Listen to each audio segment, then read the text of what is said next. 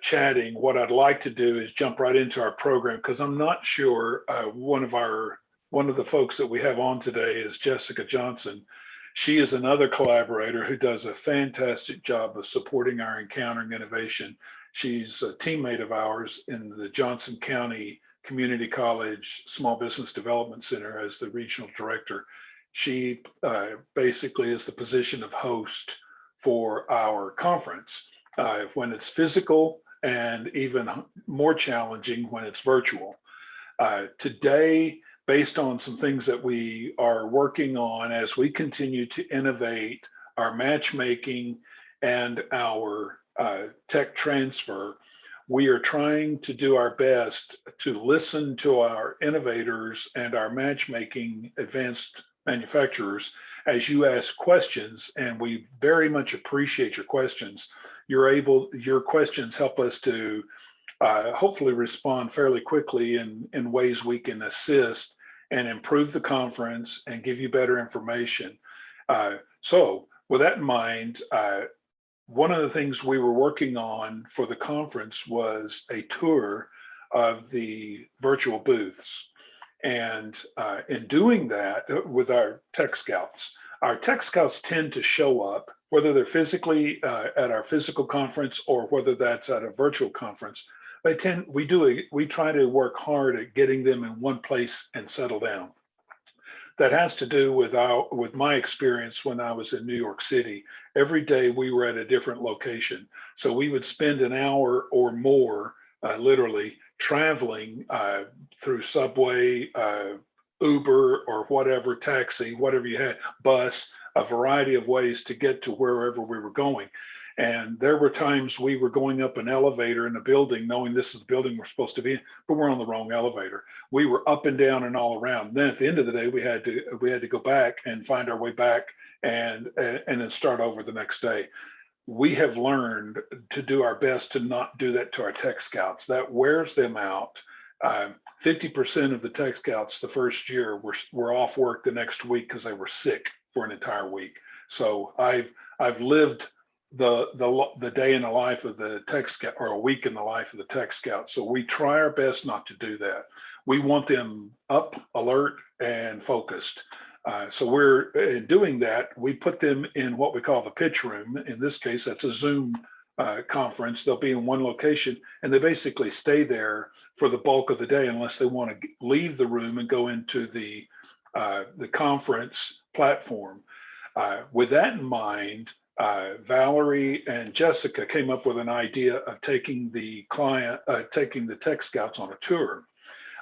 So Jessica, I'm gonna ask you if you've got something that you can show. If you'll demonstrate that first, then we'll tell depending on how you demonstrate it, we'll chat about it either during it or afterwards. I'll explain what we're doing with the tech scouts where they understand the flow from what you see.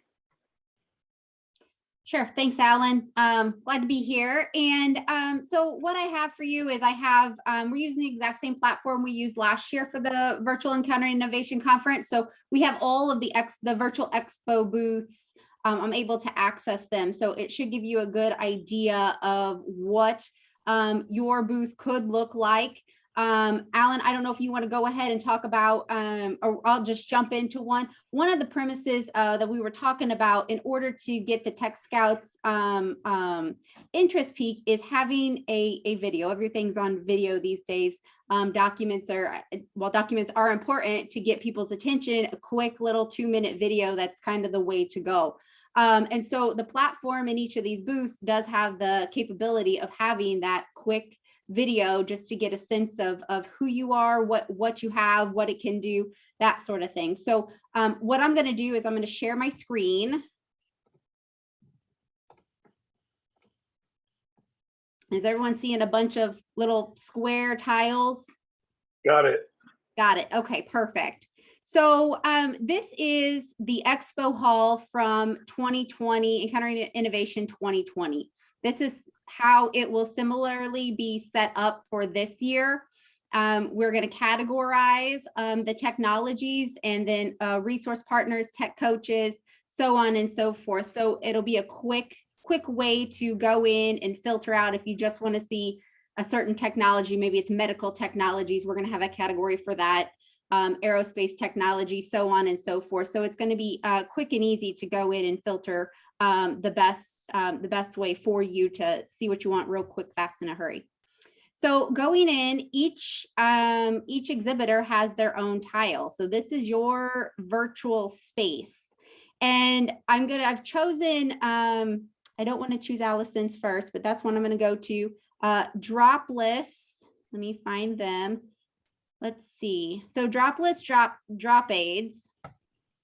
We're going to click in there and go into their booth. And this is how the booth will be set up. Each individual booth owner will be able to customize all of this. These are very, last year, we did not have the capability for more customization. The platform has done a really good job of being able, you can change it to your company colors and even use hex codes to get those color codes just perfect. You can modify this font, you can change the color, change the size, change what type of font it is. So you can really customize these booths to really stand out and show who your company is. One great thing is that the video will always be the first thing that pops up. So Alan, I don't know if you want to talk a little bit about, the importance of the video. Sure. Sure. Yeah, that's fine. So I reached out to Tim and Dave Rios this morning and got to talk to them for just a few minutes and told them I'm gonna flip on my PowerPoint to where I see my information, make sure. So what we're doing is the idea was to make sure that we took our tech scouts on a tour to where they see all the virtual booths. In our history, we find that the tech scouts tend to sit still. Not all of them. There's a couple that are, and at least one was extremely proactive and would see everyone, but most of them don't do that.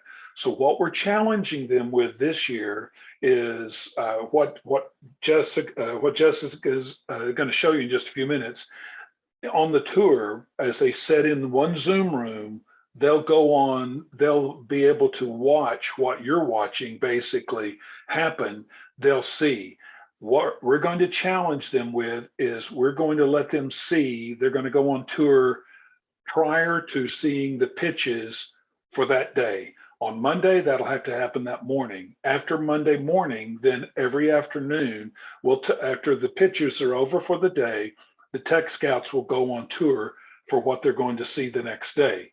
The only exception to that will be on Thursday. There will not be any pitches on Friday. So Thursday afternoon, the tour will consist of all the matchmaking companies that are choosing not to do a pitch for the DoD. So each of you that are a matchmaking only company, your 2-minute video, 1 to 2 minute video, will be seen by all the tech scouts that remain on the tour on Thursday afternoon. So you need to think of creature comfort.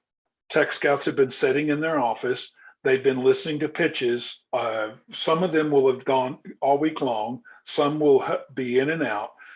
So truly, you need to think about the fact that these folks are drinking coffee, or they're a little tired. They had a bigger lunch, or they skipped lunch, and now they're hungry. And I really mean that, because living with them for a week in New York really helped me understand a lot of what the fact is. They are human beings. So that 2-minute video needs to be impactful, but what it really needs to do is tell the story, imparting what I think are your capabilities. Are you capable of innovating with your customer, or are you just innovating one idea, one project, one physical, whatever that is you're doing? When they see that 2-minute video, Monday, Tuesday, Wednesday, what I want you to do is spark them to where they go, I thought this is what I thought I saw on the bluff. I'm now seeing. Now I'm going to proactively reach out to a program manager or another gatekeeper, in order that they may be able to see your pitch live.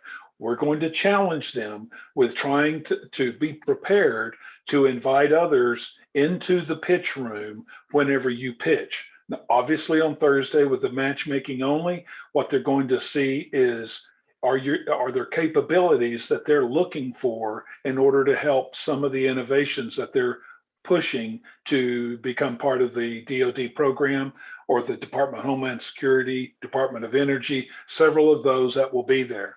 So what we need you to do is needs to be interesting. It needs to be short. Let them deep dive later. You need to create interest to where they go, I'm going to come back to XYZ later, or I'm going to tell so-and-so tomorrow at 2:00, XYZ is pitching. If you can, you ought to be there. Okay, now back to you. Okay. So for an example of a tour, we're going to come in, we're going to first play the video. Based on the video, we're going to take guidance from the Tech Scouts if they want to see anything else in this booth. So that's really the importance of the video, is to spark their interest. If they say, yeah, we want to see some of these files, we will either make a note of it, or we will to come back and download them and provide them to them, or just open them up real quick, let them see. If they want it for later, then we'll download it and provide it to them. Take them through company details should they want to see that as well. And continue going on. This company, it looks like they added in, they did add in an offer for their product as well. So I'm going to play this video just to give you an example of what a video may look like.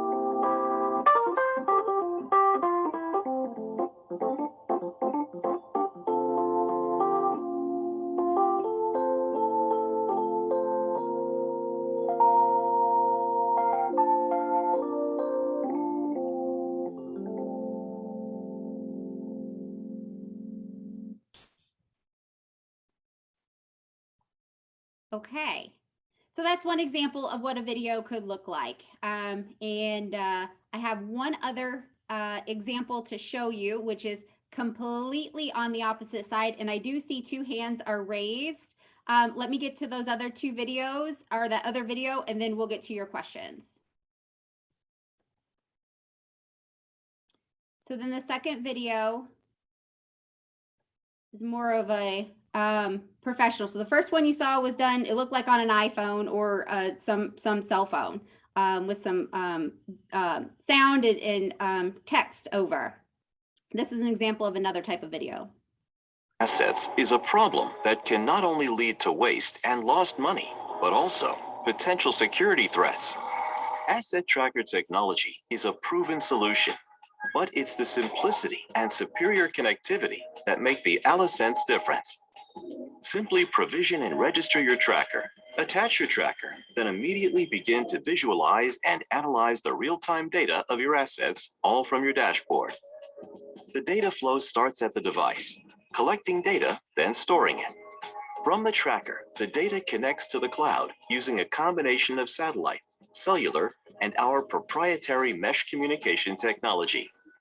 This is a self-healing network that solves the connectivity challenges created by using multiple forms of transportation, crossing long distances, or even overcoming the signal blockage that can happen with the large slabs of steel present in shipping containers. Allosense asset trackers also track sensory information like temperature, humidity, light, and vibration. And to combat security threats, sleeper mode will silently track information and only transmit data once the assets have entered a secure geo-fenced area. The most complete protection of asset loss available. Allosense. Sense everything. Lose nothing.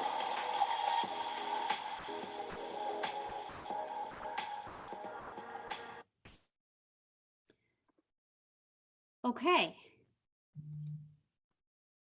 So, John, I believe you had your hand raised first. Yeah, I just want to drive the point home that you're trying to make here. I'm John Mategi with Tech Warrior. Hopefully some of you have heard about me. If not, that's who I am. Don't judge me based off of my face. So we've worked closely with both of these companies through Encountering Innovation, and then we've also worked with them in our event. Speaking to dropless drop aids, I can tell you, and I made this comment directly to Alan and the scouts in the room, looking at the bluff, their bluff did not align whatsoever with what was being done in there. When we saw the product, it was an aha moment. We saw it in action and we went, okay, that's what it is. So when you're doing these videos, make sure that you're looking at, am I adding value to what is already on paper? And paper only goes so far. Of people are going to come with preconceived notions of what it is you're trying to say. Guilty as charged. The other company with Allosense, a little bit more upscale. And if I had to award one of the two, unfortunately, this is just society and the way we are. Allosense is more high production, so I'd be more willing to give to them. But the point that I'm making is, don't shy away from using your phone to make a video, to put something out there, because that message was conveyed through dropless drop aids. And it did drill the point home, and I think all of us went, oh, that's what it is. So that's the point I wanted to make, Jessica. Thank you. Thanks, John. It's a good ad. And Bijou. Thank you for that, Jessica. So I'm going to add on to what John said. Thank you for that, John. So both of them are clients of our center, and the reason, the backstory to the reason for the video, iPhone video from Spencer, was really based on the challenge we were trying to get him to communicate what was his language on paper versus which we felt the same as John. It wasn't coming across, and to kind of illustrate the inherent value of his device to apply. So we had a couple of trial runs with the client to kind of get them to that stage of where we could illustrate it. So the takeaway that I wanted, and same thing for Roman also. Roman's new videos are a step above the video that you just saw, and all of it was geared from our center's guidance to kind of because there's two sides to both of these equations that may not be apparent. One side is we were preparing them for an SBIR and the R&D components necessary for that, and then we kind of had to and we noticed that there was a sort of a creep of those concepts over to this side of the house on the Encountering Innovation side. So we had to kind of go in and help them sort of firewall the two sides. And when you're presenting to the Encountering Innovation crowd, it's really more important to kind of downplay the research and development aspect and upplay the utility aspect. And when you switch over to the SBIR side, it's flipped. So I bring that up just to give you all some guidance as you all prepare clients for each of your centers, for each of your states, to kind of keep some of those aspects in mind. So thank you. Great, thank you. The last ad that I have, right now we're planning on 5 minutes per booth for the Tech Scouts. So keep that in mind as well with your videos as far as the length that goes on with them. So 5 minutes. Alan, Thanks. that's all I have unless there's anything else you need me to cover. Okay, thank you, Jessica. So I'm going to grab my screen. Let's see, I talked about that. So I'll just go ahead and do a screen share right quick for a second and find it. Where are we? There we are. And Alan, while you're looking at that, I have put into everyone's OneDrive document folder, and matchmaking only participants, you'll see this later today, but the Val and Jessica have put together tutorials for the Accelerance platform, and a folder titled that has been put into everyone's documents folder. So you have access to those training materials for the platform itself. Great, thank you. So you can see the PowerPoint, right? Yes. Okay, cool. So I've already explained the timing. So I'm going to go back and just help you understand basically what's going to happen with the Tech Scouts. Like I said, you got to think about where they're at. They're sitting at their office, or they're sitting at their house in their office. Excuse me. So when they get there, basically what's going to happen is we're going to, on Monday, we'll take them on a pitch tour, what Jessica's just covered. Then there will be conference public, is the way I've put it. Just things that are happening from keynote speaking, roundtable discussions, the different things that are happening, private pitches, and then the tour that afternoon for the next day. That will happen Monday, Tuesday, Wednesday, Thursday. What we want them to do, and this even though I can, all we can do is encourage, what we're trying to do is get what they see to create an activity. What you don't want to do, in my opinion, and showing those two videos was a great example, Jessica. Thank you for going through those. And I would say this with them on the program too, and I appreciate the fact that Bijo is here for both of them. Part of what you don't want is for someone to go, okay, I get it, move along. Because they are in information overload all day long for a week, wherever they're at. They're not getting up and walking down the hall to another location. Think of this like you're driving. Those of you that can go get highway hypnosis. When I remember driving one time and I told everybody in the vehicle was asleep. And I started getting tired and I thought, okay. And I said to my wife, I said, I need you to start talking to me. She says, what do you want me to say? I said, I don't care. Even that helped. And so as soon as she started talking to me and interacting, I'm coming back to life. I'm going to kill us if I doze off. So you've got to think about the reality of what's going on this week. And I can't stress that enough. I spoke to the Tech Scout yesterday about the fact that we had one of the smartest persons probably on the face of the planet spoke to us on Wednesday, and he spoke for 30 minutes. He talked the entire 30 minutes. And whenever he left, I thought, and I remember during it, I thought, I am so glad I don't have to know what he's talking about. And I was trying to think, if I was a Tech Scout, what would I do with this? And when he left, I looked over at Tim Fowler and I said, what are you going to do with this? He went, I have no idea. No one in the room got it. And there were some really smart people in there. Brett Sheringhausen has told us over and over and over to bring this down to an 8th grade level. You will get the opportunity to science up and impress people at some point. At this conference, that is not where it's at. Now, you don't need to dumb it down and talk down to people, but you need to be able to talk at a level where people can understand. Know your audience. When you're with the Tech Scouts, their job is to understand the benefit of what you're showing.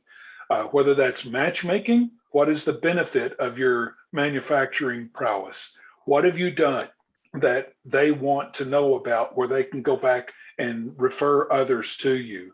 Or if it's your technology, it's not about what your technology, how you got to your technology. It's about what it accomplishes, the benefit of it.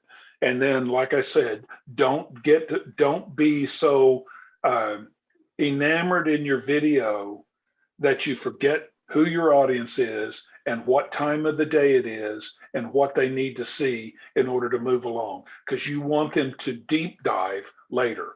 What Jessica showed on your virtual booth, there's all kinds of places you can put all kinds of information.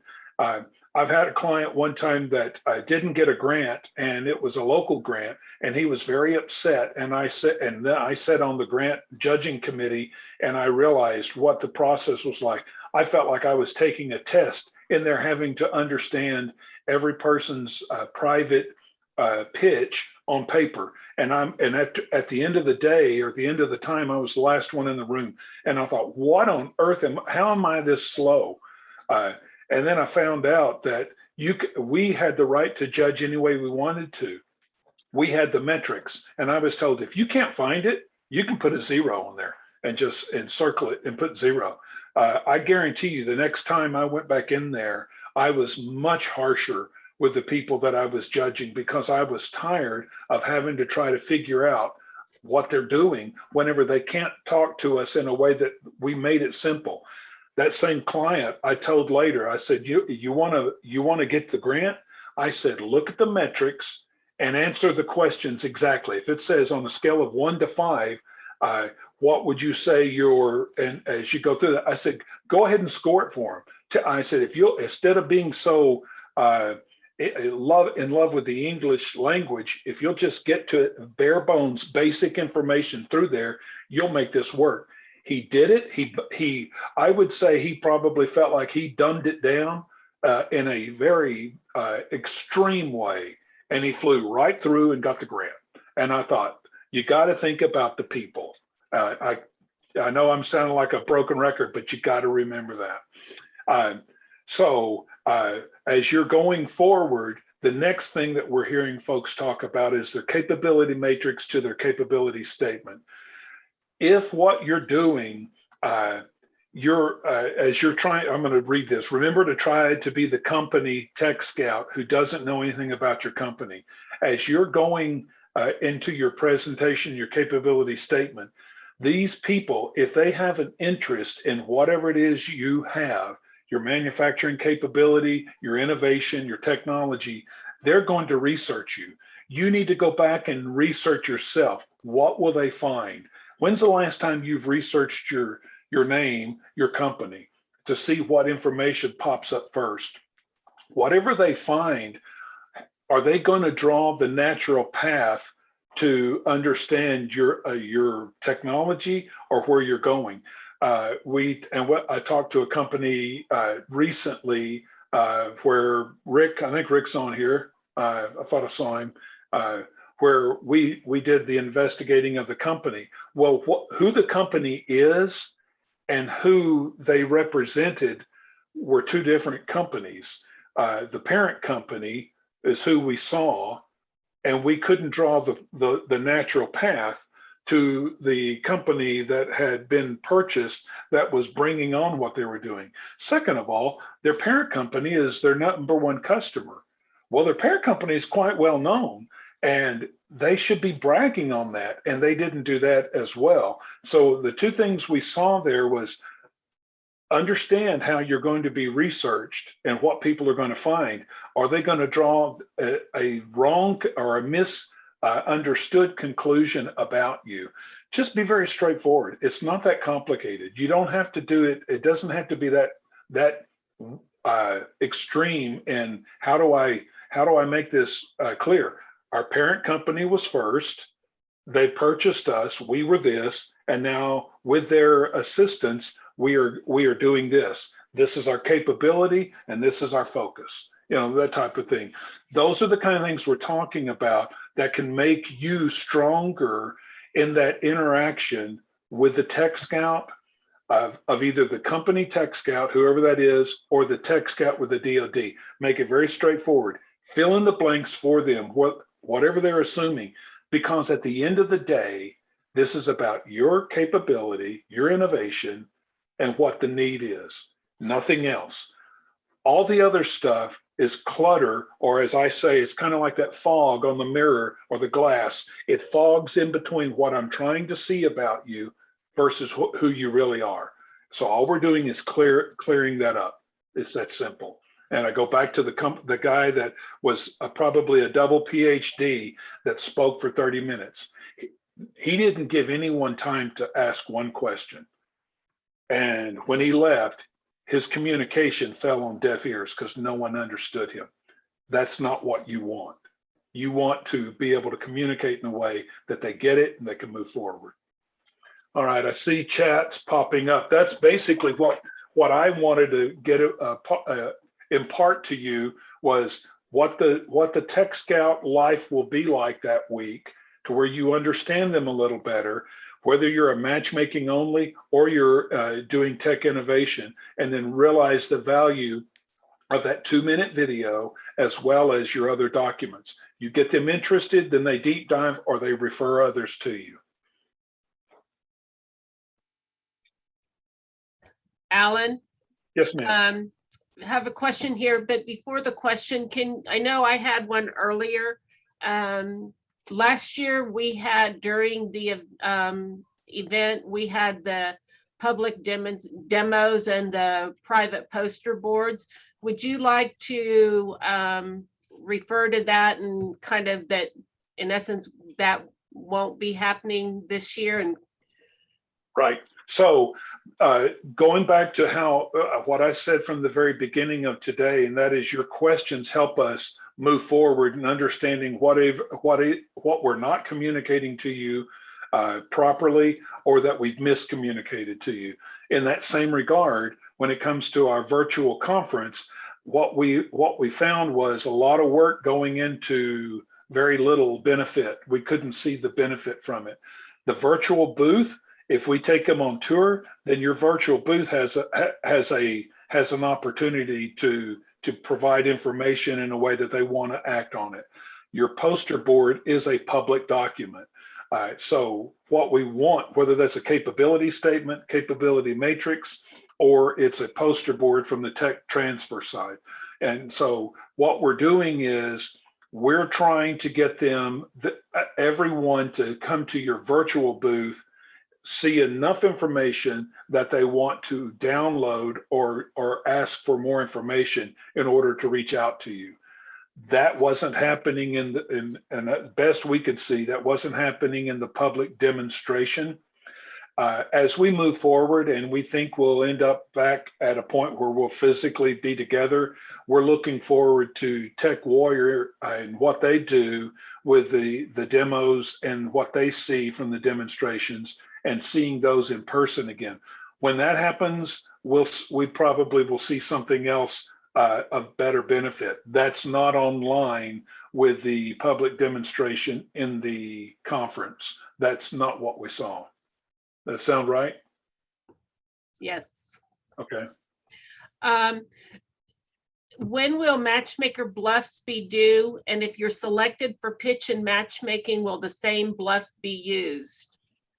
So no, let me clarify. The matchmaker bluff, the bottom line up front, the point that I'm trying to make is using the same terminology and for the matchmaker or for the innovator. What we're finding is as we're reading some of the capability statements within the capability matrix, we're not quite, in some cases, we're not drawing the line as to what are you? What are you? Are you Are you this or are you, it's a little confusing. So I think if you just down in your capability matrix, that becomes our capability matrix that we send out. What I'm encouraging you to do is in that first segment, if you put in the first paragraph is your bluff, bottom line it, what it is you are about, what your capability is, then I think it simplifies and gives us an idea to where as we read forward, oh, we get it. And so that's what we're talking about. When is it due? Well, it's due as soon as we send out the capability matrix to everyone. Will the capability matrix be updated? Yes, we've talked about that. So as you go forward, if you want to, what I call throw up on a page, well, this is who I am for now. I'll flower it up or I'll try to make it better later. Just do that. Just go back and try to, honestly, I'm going back to Brett, go get a sixth to eighth grade person to read that first segment of your capability matrix. If they don't get it, then there's a good chance that whoever's reading about you doesn't get it. Will the engineer or the scientist understand you? Chances are they will.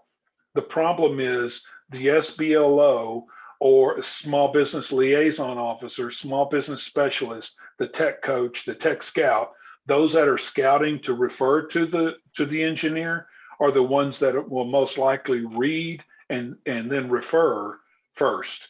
If they don't understand it, they move on. Why? Because we're in information overload for the entire week. This is a lot of stuff happening all week long. And if they're a little weak, they're a little tired, and they don't quite get it, then they can move forward. When's the last time you've read 48 resumes in a row? I remember doing that because we were hiring somebody. And after a while, I literally dozing off reading through resumes. That's the kind of idea we're talking about here. Make it simple. Did that answer it? So it's not really due. The matchmaker bluff at this point is not due. We're not putting it out. Should we? We might should. We might as we move forward. Yeah, Bijou.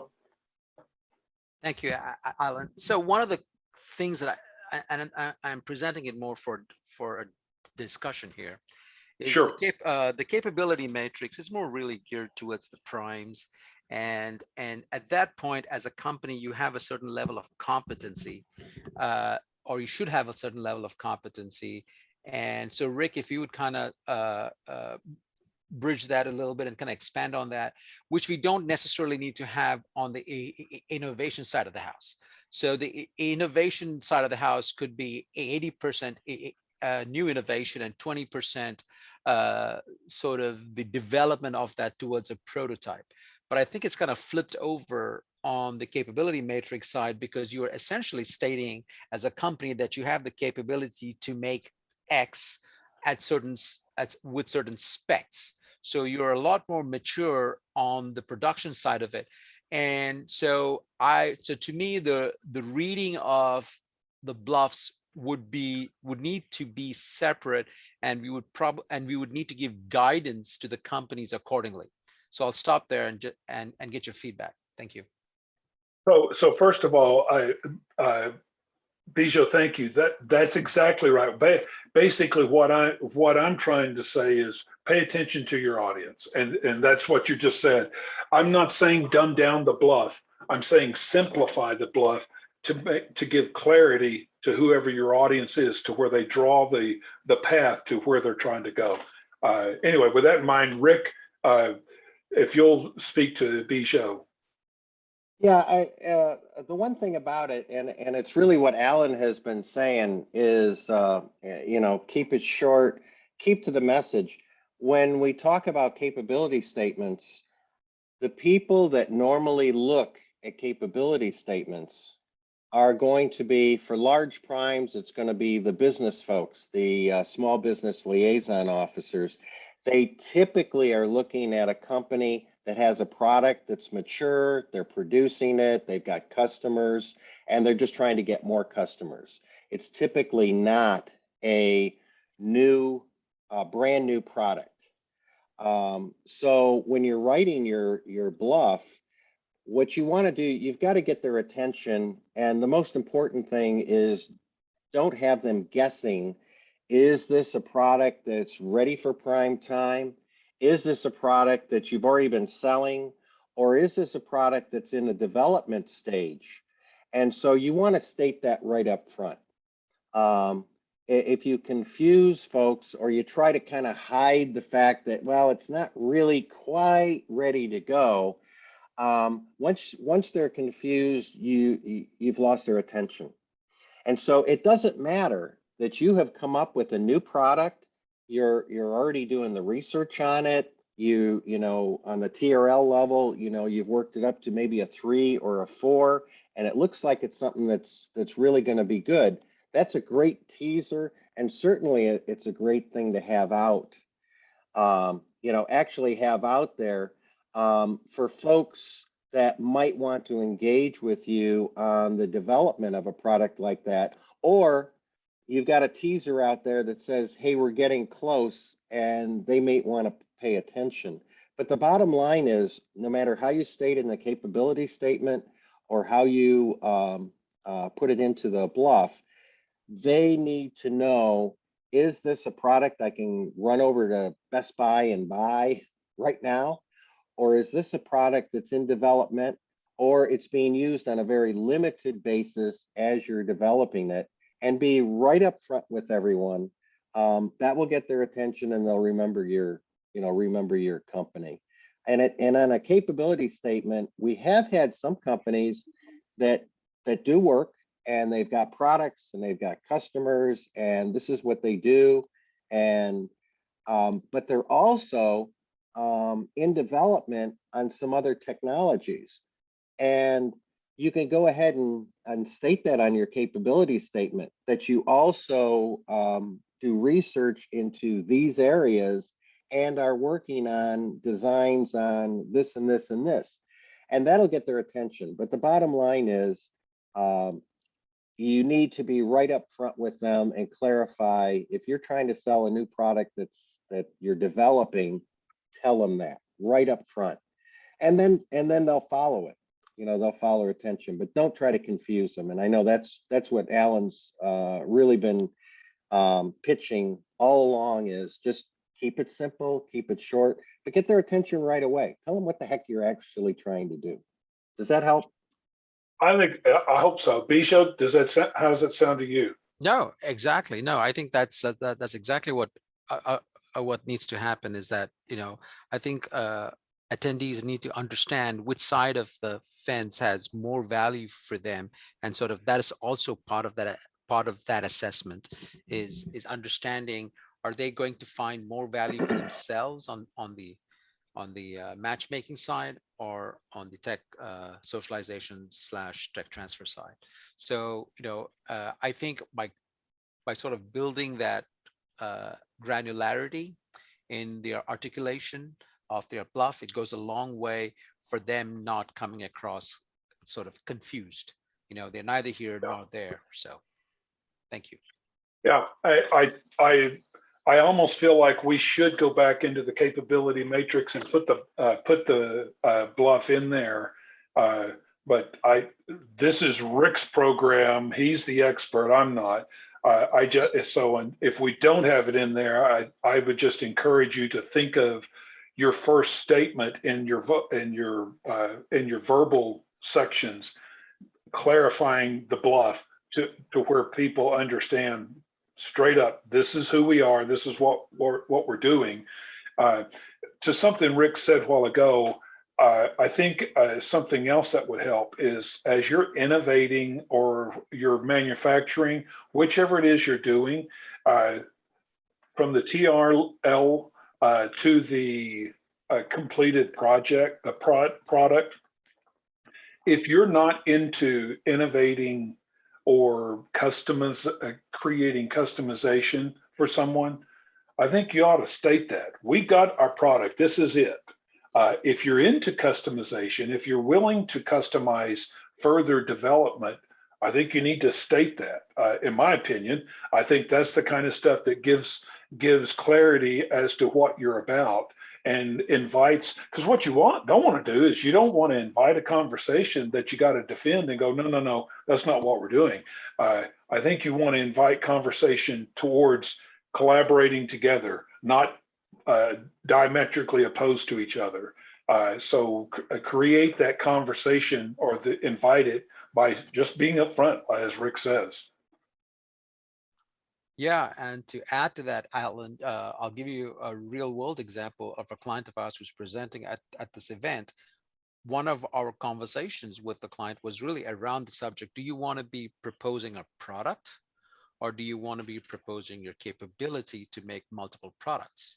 So they had a spectrum of products that would fall on different maturity levels, right? So they could have chosen to present a product, or they could have chosen. So in our discussion, in our council sessions, we came to the conclusion that it's probably best to present as a formulator with custom capabilities, and these are the products at varying degrees of technical maturity, right? So because they have a unique capability to custom formulate for different applications. So we believe that was the best way to present the company as a company with that capability to custom formulate materials, which then allows the science advisors to take that into assessment and help them in a future session to help them build it towards that end goal. So just to kind of illustrate to you how we've been counseling some of our companies. So thank you. I love that. I will encourage all of you. You're all part of the same team here. You may not see that. You may feel like you're very much an individual and you're all by yourself. I've been a small business where I worked by myself, for myself, with myself. And after a while, I drove myself crazy because I was the only one I met and saw them. And that's when I realized this is not what I want to do. And I left the business I was in. For you, you're all part of this team. What do I mean by that? We are beginning a matchmaking program. This is not our 5th conference where we're just putting on conference once a year. That's not what we're about. And I've said that more than once. Understand that. If you help us with that, this will not be your only rodeo that you get to ride in.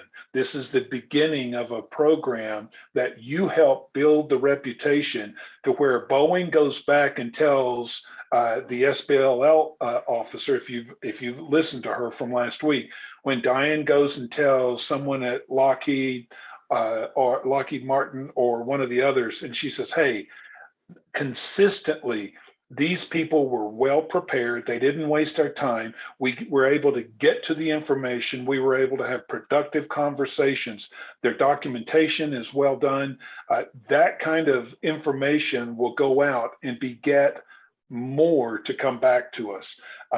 We will not have 20 or 30 primes. We will not have a large number of some things that you may think you want, but we have the opportunity to build upon what we're doing. And so each of you plays a role in that. And I hope you realize that.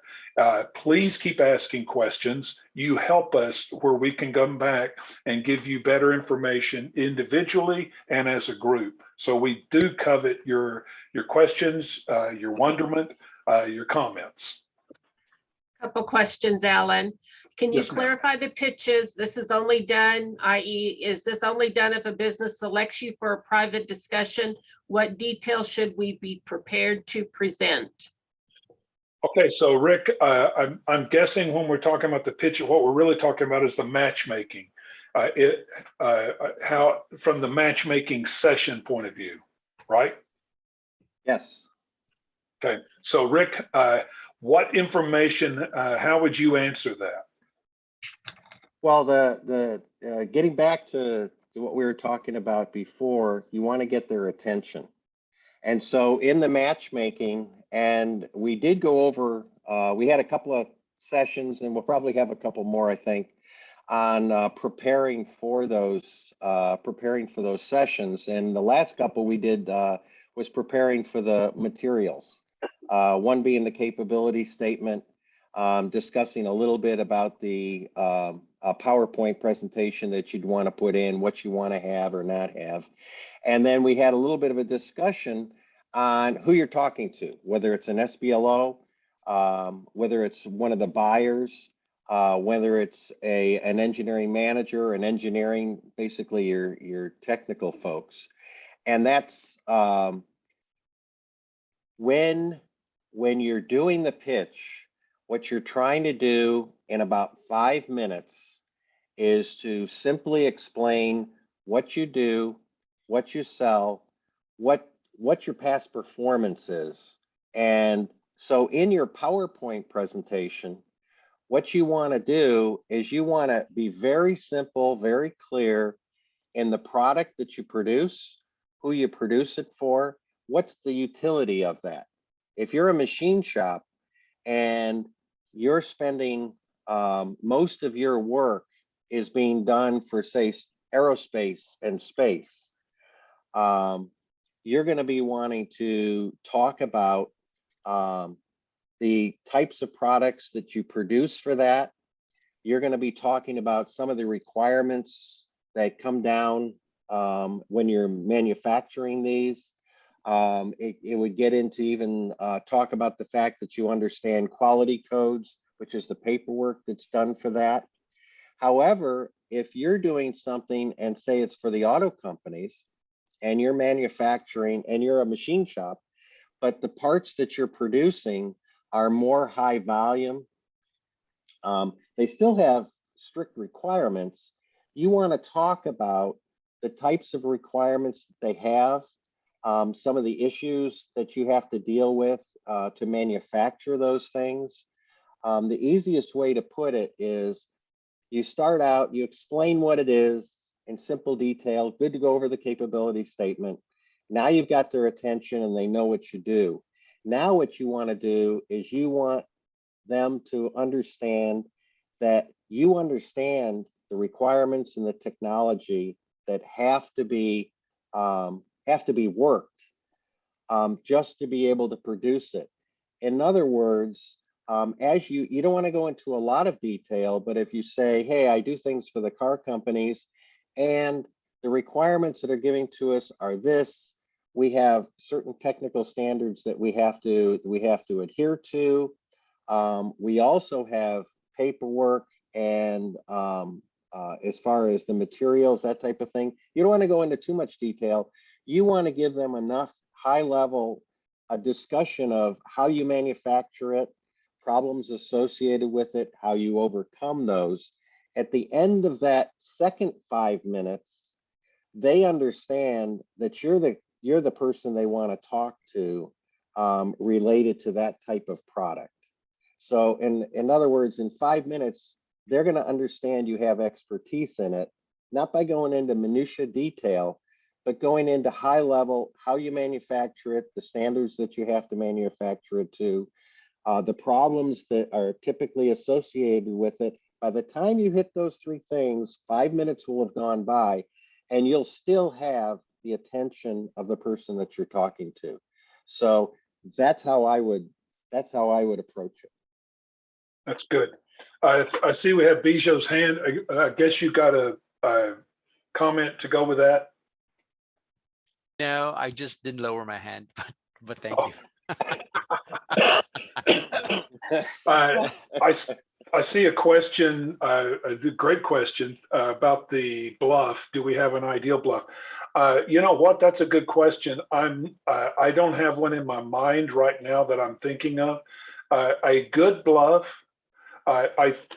Elena, I think of this like when you're sitting around in your den and there's about there's 2 couples in there and we're talking about something and then the other person starts talking out of the clear blue says, I got to believe blue would be really good. And we're talking about lawn mowing or something. And so the person's been thinking about something that maybe was said 5 minutes ago and we're blue. And I'm like, and they've taken a left turn or a right turn and you're like, I have no idea what they're talking about. What do you mean blue? And in their mind, they know what they're talking about and they think you do too. And it's kind of like a joke or anything else as we start telling the story. So really, I think the best way to explain the bluff is kind of like that onion, the layers of the onion. We do manufacturing, we do singular, we do one-off, we do a single, or we're into manufacturing, but we do mass production. We're very good at it. We can create low cost. We can do extreme quality. What Rick was just talking about, the requirements to produce, the technical standards. Think of it in that regard. The bluff. It's overview. We're into manufacturing. I'm not looking for that. Okay, I can scoot on. I need manufacturing.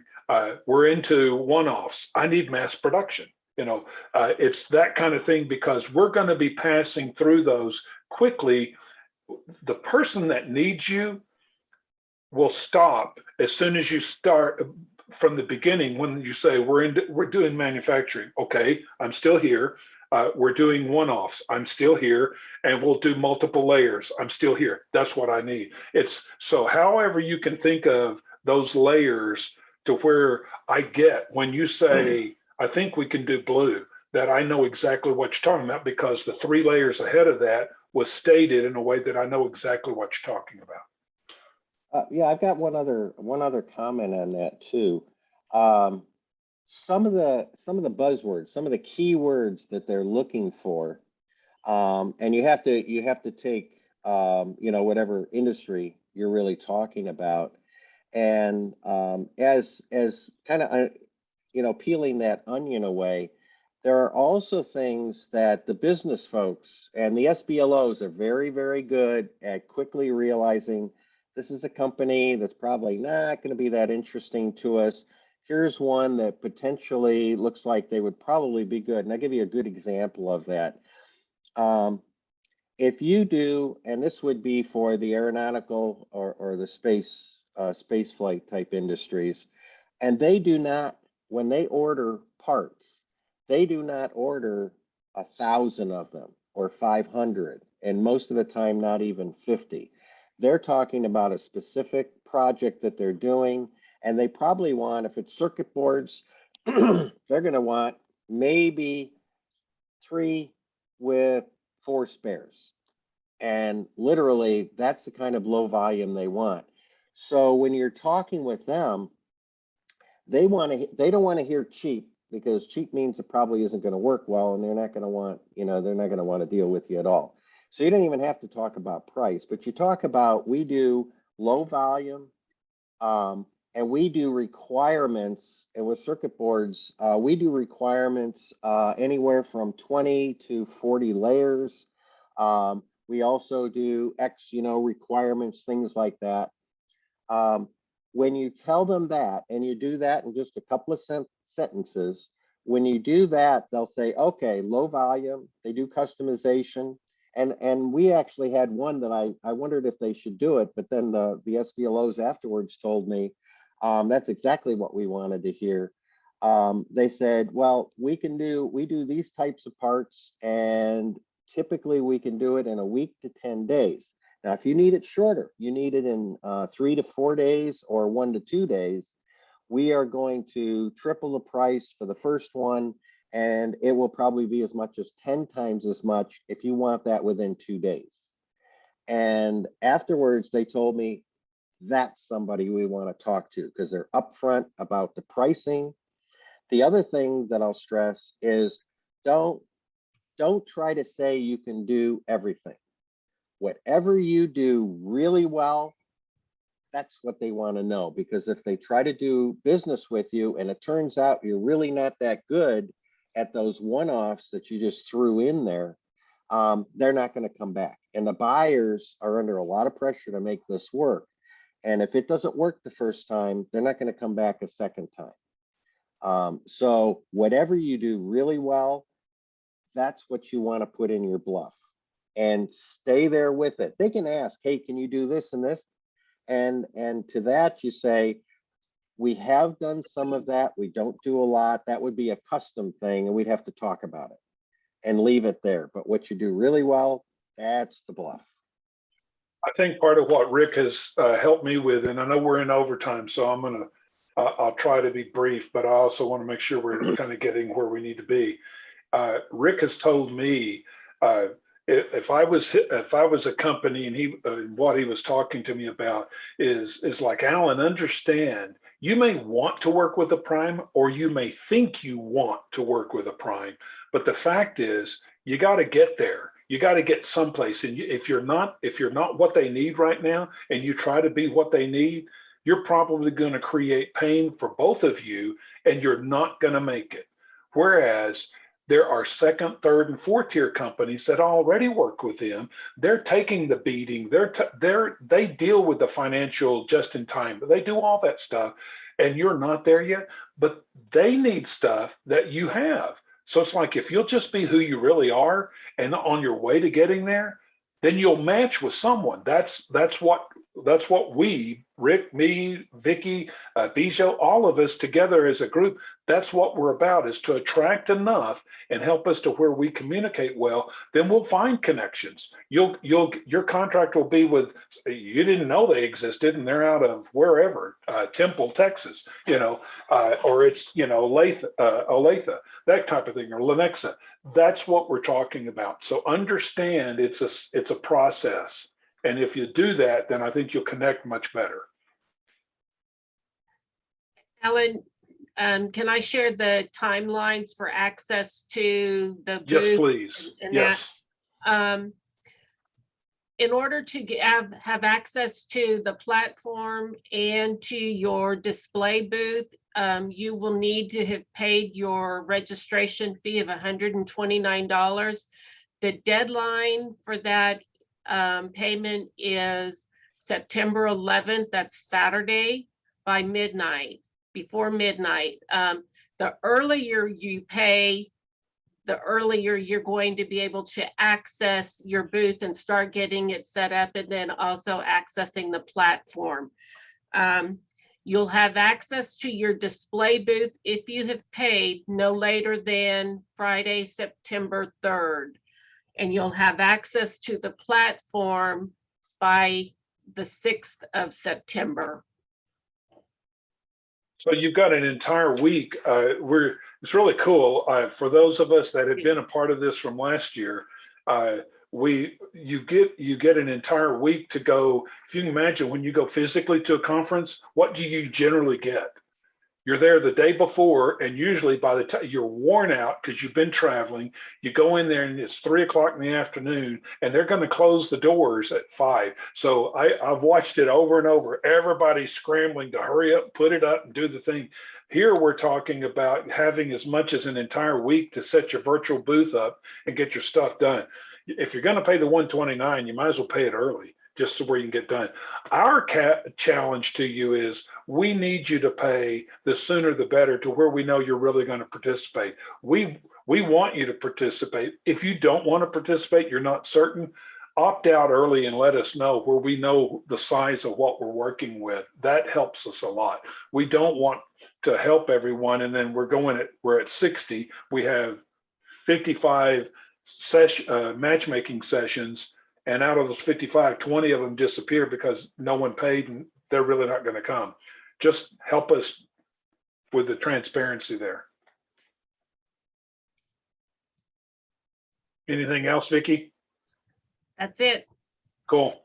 Any questions? I know we've done a lot of talking, but hopefully everyone's up to speed with what you're doing. If you've got questions, like I said, reach out to your tech coach, your business advisor. If you don't have one, let us know where we can get back to you. I noticed we've got, I see Colorado, Texas, is Oklahoma on. I don't know if I see anybody. And then we've got our KDOC folks, Chris. And so hopefully I'm not missing anyone. Thank you all for being here today.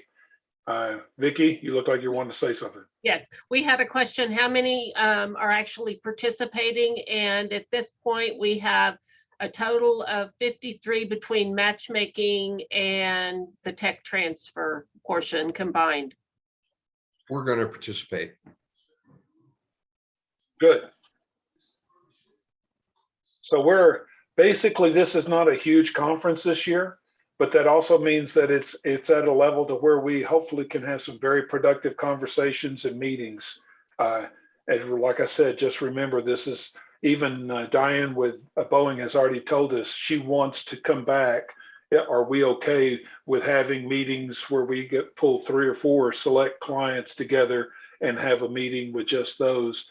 And I'm like, that's the kind of stuff we're talking about, because we're talking about ongoing. All right. Any last minute thoughts or questions or comments? John Matecki, you don't have anything to say? Actually, I was fun. If you haven't seen, and some of you may have overlooked it, the Tech Warrior Enterprise is kind of filling in that poster board session, but we're doing it pre-event. So starting Monday, my colleague Dan will be sitting with you for our sessions to go over what your widget does. Think of a show and tell. The example that I like to use, and I think that was in the email, is think of the He-Man doll that has the damage chest. I show it in front of you, I smack them once, it spins, it shows a little bit of damage, I smack it again, it spins and shows you that it created more damage. That's what we're looking for. If you're not at that point, we still want to sit down and chat with you. Dan and I are the most upfront, and there's quite a few people on this call that will verify this. We'll help you wherever you are looking for help. So if you want to say, look, I'm nervous to talk to the Tech Scouts, can I run my pitch by you? Absolutely. If you're working on your video and say, hey, I'm not sure if this meets the marks, can you watch this? Absolutely. We say no very rarely. We want to help you so that when you get to think of us as preseason, when you get into the season at Encountering Innovation, we want you to be on so that when you have that interaction, you're going to have your product get to whoever the end user is. So use us. The times were sent out. I know Vicki and team sent some stuff out. So we've got 50 spots available starting Monday all the way through Thursday. If you wait until the 31st to try to register, you're probably not going to get in with us, and then we'll have to set something else up. So thank you. Question. If we have someone that has reached out to us, they don't see participating in the Encountering Innovation at this point, they're not quite ready, but they would like to present to you. Can they do that? And how would we transfer or refer someone to you if you're into that? I would say, for the sake of giving you the best that I possibly can and being of value to the Kansas SPDC and overall the Encountering Innovation, now is not the time for that, but yes. So once this event is over, we would love to set up. So our team does Tech Connect, which is one-on-one events. You can go to our website to find our information. So I would direct those folks to that of how do we do the one-on-one. But I want to make sure that our primary focus for the next 2 weeks is supporting those demos for Encountering Innovation. Once we clear that hurdle and we're done with the event, we'll have time to sit down and focus on those things. Excellent. Great. Thank you, sir. Also, we have the practice pitch sessions starting next week as well. There was a link to sign up for that in an email that I sent you coming from EI Admin. Bill Carey will be doing those. If you haven't signed up and want to and can't find the link, let me know and I'll get that to you. If you haven't, you just haven't signed up and want to, and this is for those that are in the tech transfer activities, then be sure and do that. Yeah, and I would just say, out of everything that we do, we've had a lot of clients say that that's probably the most helpful thing that we do, is just to do a practice pitch. So in the long run, when you walk in there, you kind of know what to expect. I am not a tech scout, but I've sat in on an awful lot of these meetings. And so what I'll do, and whoever else is in the room with me, will try and pretend that we're tech scouts for the moment. And we will ask the kind of questions we think we'll ask. The dialogue will go kind of like what you would expect. And then when we can't hold that anymore, which might be 30 seconds, it might be 5 minutes or 10 minutes, then we'll drop into an informal mode and say, okay, how did that feel? Or this part seemed a little awkward. So then we'll drop into the informal feedback. So when you walk in to give your pitch, you'll have a reasonable feel for what it would be like in the real event.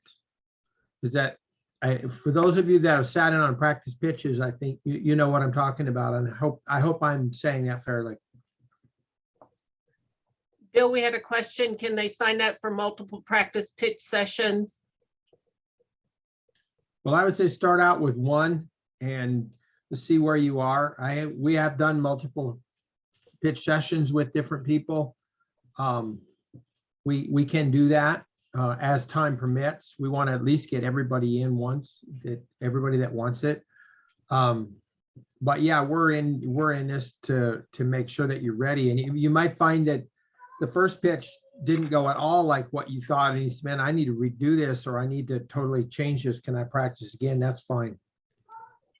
We've seen that. Our first year we had someone do it 3 times, and then we saw them in front of the tech scouts, and it was amazing. We were so impressed because he'd come so far, and I kid you not, Brett Sheringhausen walked right up to him, patted him on the back, and said, I got to tell you, that was great information. Whoa, you need to dial it down. And we were like, it was amazing how it was like we've gone from this level of talk down to just like, we get it now, we get it. And Brett walked up to him and knew nothing of what we'd been through with him, and patted him on the back and had said that. So we've learned a lot. So the catch is, you probably don't have to pitch multiple times unless you aren't listening to what we're saying. We really are telling you what the tech scouts are telling us and what we've watched over the last several years. One thing I would just add, during the pitches, people ask us this every year. People want to show videos, and the tech scouts generally don't like that. If you have something, please run it by me or Vicky, and but it might be something really short. If you're showing, okay, this part fits in there like that or something, that's fine. But they really don't like a 3-minute video showing a UAV fly around and give 20 seconds worth of information. It's a waste of their time. Yeah, I'd say I've literally had that happen before. And I told this client in no uncertain terms not to do that. They did it anyway. And then after he left the room, they actually turned to me and said, why did you allow that? You shouldn't have allowed that. You know, you should be teaching your people better. And I was like, my only answer was, I told them not to do that on multiple occasions and they didn't listen. I'm not going to throw my team under the bus for the sake of somebody that doesn't listen. But it didn't look good for the client because they went, oh, you know, kind of like one of those people that don't listen. Well, and to what Bill just said, this was my point a while ago. We're all in this together. When you go off script and you do stuff like that, you truly create a worse light for all of us. So as we work together, please listen to what we're talking about and try to focus. This is about imparting good information. When's the last time you've been on YouTube looking for information and you click on a video and all you want is, you just want the detail, and you hear, and you're like, oh my gosh, how cute can it be? This is not what I need. You wanted the information, right? Yeah, Bisho. No, you touched on a very important part. And one of the things I tell my team is that we don't want to have people applying to this event if they're not coachable. Yeah. Because in the end, it blows up on them and it blows up on us. Yeah. So I'm putting that out there, and none of those folks are here attending because they are not the kinds of folks who do attend. They tend to be the ones who don't attend. They think they know it all, and they show up with their own angle of how they want to do it. But we go as far as managing expectations by screening people for those tendencies. So just want you all to know. Thank you. Good point. Thank you, Bijou. Yeah, you're right. They tend to self-select out. Our first year, Bill and we didn't know what we were doing, and we were learning as we went.